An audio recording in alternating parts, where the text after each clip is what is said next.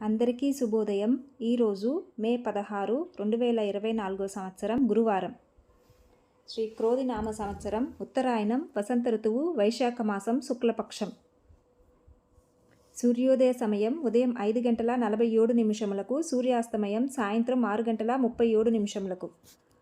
తిథి అష్టమి ఉదయం 6:23 వరకు, తదుపరి నవమి.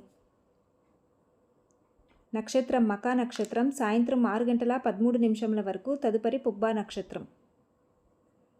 రాహుకాలం మధ్యాహ్నం 1:48 నుండి 3:25 వరకు. యమగడియలు ఉదయం 5:47 నుండి 7:23 వరకు. వర్జం రాత్రి 3:14 నుండి 4:59 వరకు.